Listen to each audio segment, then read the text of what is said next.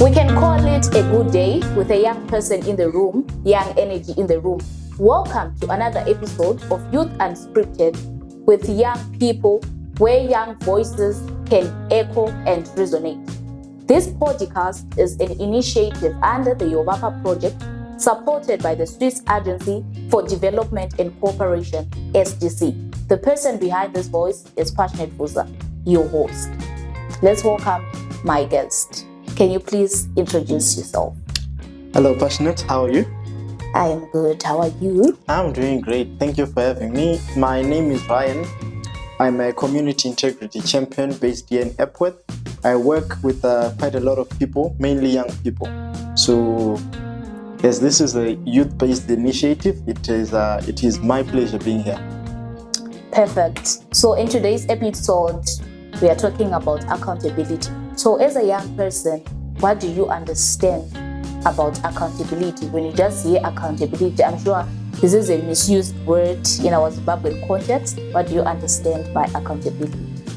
I would say accountability is both a complex term as well as a very simple one. Because what we're basically saying is you do something, you take ownership of it, you take responsibility of it. Basically, we are bringing those in positions of authority or positions of responsibility rather to account. Say, I give you $1. I say, go and buy me airtime. Then you say, the journey was slightly too long. I got half a bread of half a loaf and a bottle of water. Okay. That's not much accountability on your part.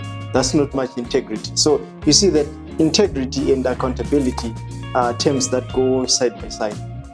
I think I'm a culprit, I guess, because usually when I'm given money to buy something at home, I'm not usually accountable. Okay, so what is the role of young people in promoting accountability and anti-corruption narrative? As you said, I think we can talk about accountability when there are no acts of corruption in it. So, all right. Well, thank you for that question. I would say the role of the young people within any society is to drive their society. Because you see, whenever a disaster comes, it attacks mainly the young people. And when certain advantages come, they don't exactly go towards those young people from time to time, which is an anomaly and a misnomer, something that needs to be corrected. So I believe that the very first thing that young people need to understand is their position in society. Instead of accepting the term that they are the leaders of the future, they need to understand that they are the leaders of today because they suffer the most. They are the ones who still have a lot that they expect out of life. Not saying that those in the older generation should not have any hope, but if we do not work mostly with young people, we are putting our futures at risk. So I would say young people are supposed to know their role, know exactly what they need to stand on, then start taking steps towards that. Interesting. So, in your contribution, young people should just take a stance to say we are at the receiving end of corruption. Like I always say, constitute a larger populace of the population of Zimbabwe, and we are affected by it. So, still on this note, there are many conversations around unemployment, and many young people are unemployed in Zimbabwe. What do you think is the relationship between lack of accountability, let's say corruption, and unemployment that is being faced by young people today? All right. Thank you for that question.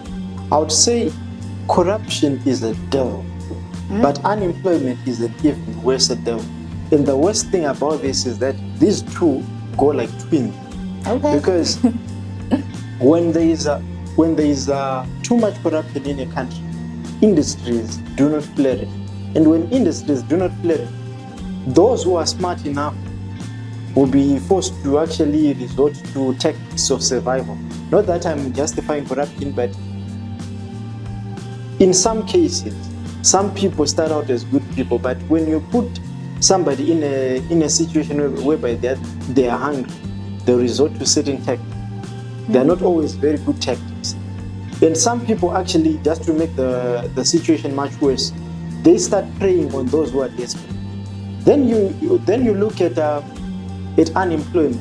When one is unemployed, if it's a man, they lose all respect from those around, and that affects their side.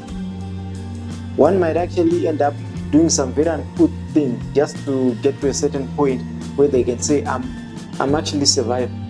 Because you see, human nature is survival. It's very hard for somebody to think about ethics when they are hungry. That's why you find that when people are stranded at sea, they end up resorting to cannibalism. Not because they like the taste of human meat, but when things are difficult, it makes one actually go in a certain direction. So you find that when a country such as our own, Zimbabwe, has had a very long history with unemployment, even those that were meant to be good people, those that were actually good people, they end up resorting to some very bad things. But then there are some people who actually have got power or have been vested with the authority to actually control systems. And those people are not doing anything. That's something that needs to be corrected. We need to understand that the people that we call the leaders of tomorrow are dying today. So we need to correct that sort of thing. We need to move away from the system that we currently have in Zimbabwe. Say, when people are saying, it's not about what you know, it's about who you know. Of course, to a certain extent, you need to have certain mannerisms that allow you to actually be of a pleasant caliber and people actually like you. But we should not be justifying nepotism. You understand? When we justify nepotism to say we will just take somebody simply because we know that person, we are moving away from a meritocratic system that actually fosters ambition within a society and makes a society grow. We are moving away from that, and that is a huge problem. So we need to correct that. We need to ensure that the people with the right skills actually get the right jobs. The people who do not have the right skills get the right training, because we can't just say, this person didn't know how to do their job, so we are dropping them, and then they are added again to the unemployment. No, we need to train them, and we need to move away from the system that says universities are not. This is a very important topic to me, because I believe that if we do not solve unemployment, we are basically killing the country. Yeah, true. Yeah, we can talk about the next generation of Zimbabweans, when a majority of the girls in Zimbabwe are being forced to abort babies, not because they like killing babies, but because things are so difficult they can't possibly find a way to feed that child, and the father in most cases is an unemployed lad, and that is a very bad thing. Interesting. I've also heard, I feel like it can resonate to me. You can't come to me and say, let's go and attend a public meeting, or let's push advocacy around corruption or issues of accountability, when I have an issue of bread and butter, like bread and butter issues. So I think this is some of the things that are also affecting young people to come forth and being there, taking roles to ensure accountability is being fostered in our country. And the issues of unemployment, it speaks to me very well. I remember a certain point of time, at home, as a goal, I don't know, is it our generation or what? You want money to buy deodorant or perfume, or you want money to buy makeup or certain types of clothes. Then you tell your parents, I've seen this shoe, I want it. And my dad will always like, don't you have any shoes? It's so hard to explain. No, I have shoes, but I need this shoe, Yeah. And because I was I think there are levels of unemployment. I was very unemployed at that time. So I can actually resonate with the struggles of young people and the issues of unemployment that you're talking about.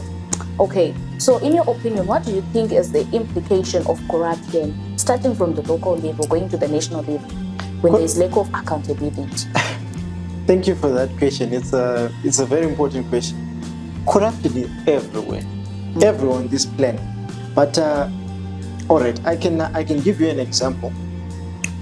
When it comes to All right, right around the time when the Zimbabwean government was experiencing some issues with the West, we adopted a Look East policy. But in adopting that Look East policy, we basically became more of importers from the East and suppliers of raw materials to the East, but we didn't exactly take the discipline that those societies have. So you find that in places like China, it doesn't matter if you're a billionaire, you are close to the premier of that country or what. If you are found guilty of corruption, you're dealt with swiftly because they know the problems that come with corruption. It's something that we need to look at. The very fact that you know that the moment you stop at a roadblock in Zimbabwe, if you are driving certain classes of cars, it doesn't matter if you've got everything, but you know that you're going to be paying something of a $5 note, and it usually comes in multiples of 5.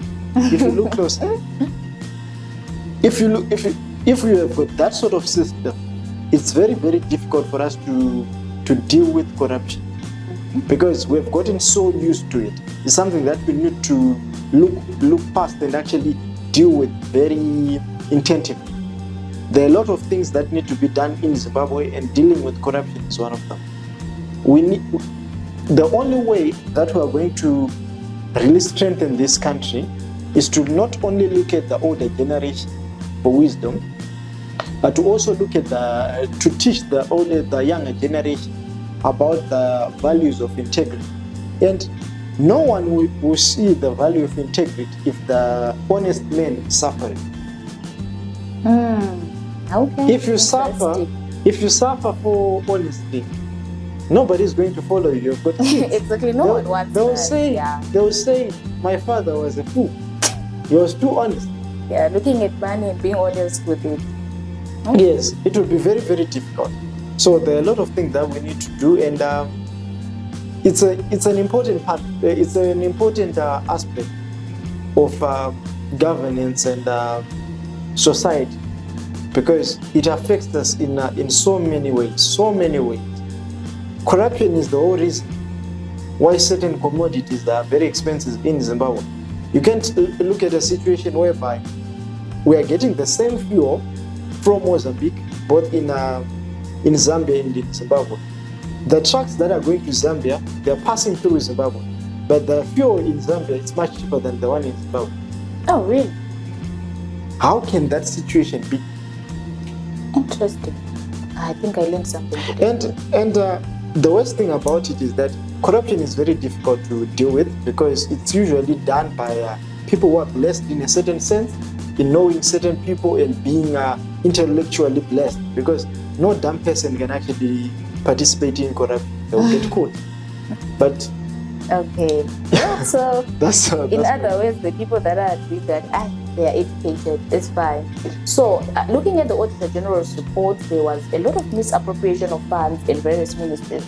Yeah. And this has affected service delivery in terms of energy security, food security itself, the issues of unemployment that you're talking about. It was also affected job security, because when there is no industrialization, then it speaks to something. So as a young person, how are you affected with lack of energy security, food security, and basically service delivery? For example, maybe you are employed, you start work at 7, maybe you live in communities like Chituguza. I think Chituguza community is very common when it comes to issues of water insecurity, and maybe the boreway, a distance. So how does it affect your productivity as a young person? You also mentioned something earlier about, I think men have a financial clock, women, we have a biological clock. We don't have to worry much about do I have to make so much? I'll just have to dress nice, look good, and just find myself a rich guy and get married. I can escape in that way, right? But for a guy, it's now kind of difficult, and you want to go to work or maybe you want to do business. So how does the issues of poor service delivery affect young people and also contributing to the economy, like basically your life and Zimbabwe on a larger scope of things? Thank you for that question. I heard you mention something about the water crisis in Zimbabwe, and I'd love to tell you that it's not just something that you find in Chituguza alone or in most of the high-density suburbs. It's also something that's being faced by people who are living in the northern suburbs. You'll find that most people in the northern suburbs, actually have to buy water is being delivered by tankers, the same tankers that you see around these areas. Those are the ones who are also supplying us. So you find that you cannot make a certain amount of money that will actually shield you away from the impacts of corruption or even the poor service delivery, because you can tell yourself that instead of worrying about the issues of road maintenance in Zimbabwe, you can just buy an very fancy vehicle.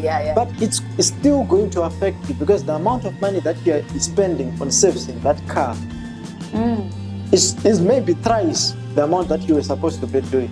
So it affects each and every one of us. And you see, the main issue that really harms the whole of service delivery, that makes the whole service delivery issue in Zimbabwe very difficult to maneuver around, is because we are trying to get more money invested into the country, but we cannot get money invested into a country when you do not have the proper infrastructure.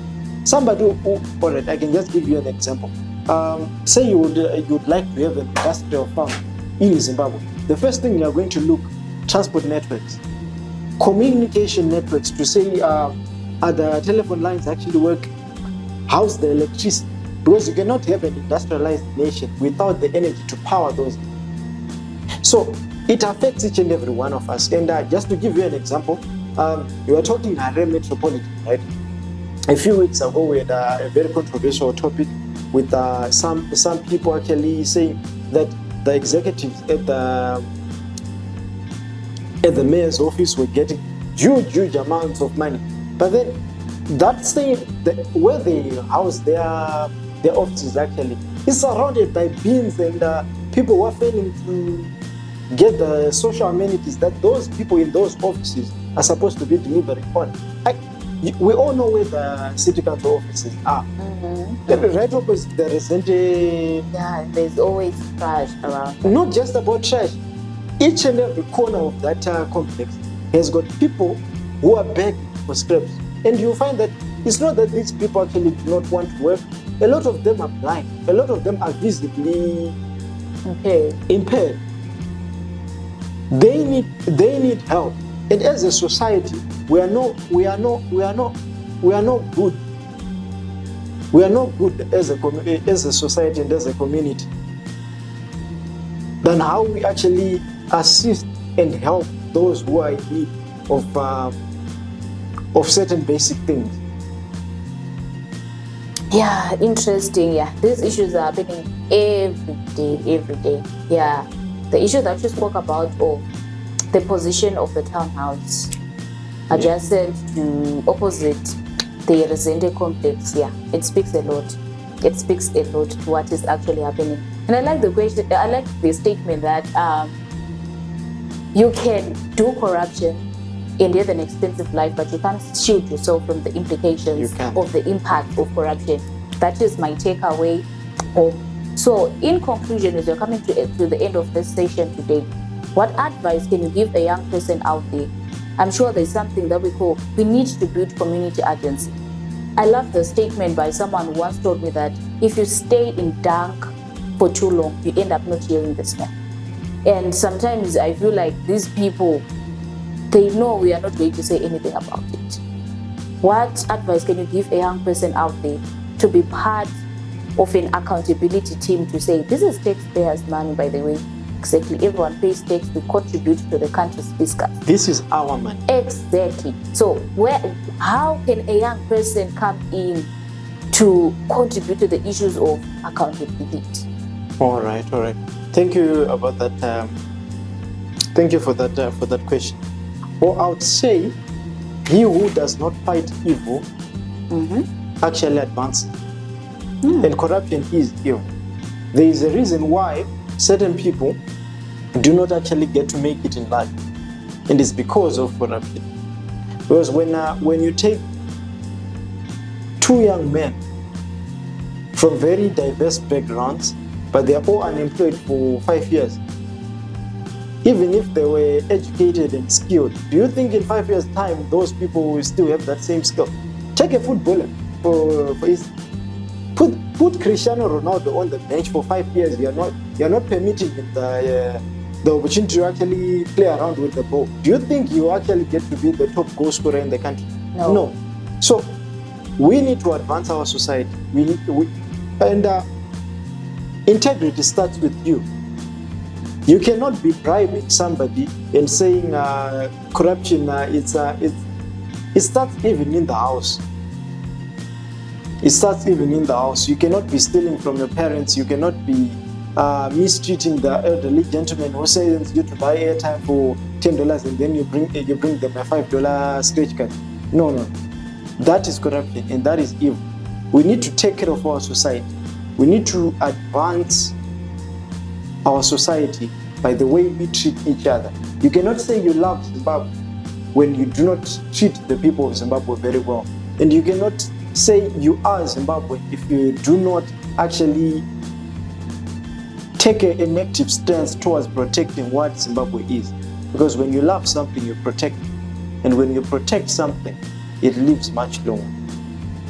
I always say if you don't participate in the issues of accountability, then automatically you've lost the right to complain about poor service delivery, but who is going to do that for you? So coming to the end of today's episode, I would like to thank our guests for making time to come through to share with us your experience and expertise on issues of corruption, accountability, and also unemployment. So we'll meet again in the next episode. This is Youth Unscripted, where youth voices echo and resonate. This podcast is an initiative of the Yovapa, supported by the Swiss Agency for Development and Cooperation, SDC. Again, the person behind this voice is none other than Passionate Fuza, the host. See you in the next episode.